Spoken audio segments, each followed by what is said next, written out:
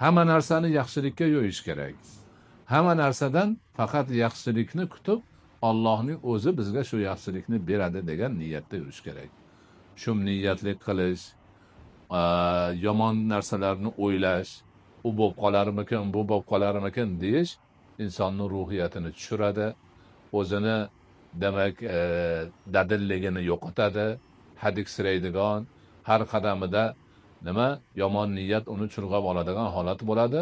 Unaqa odamni ishi mutlaqo yurishmaydi.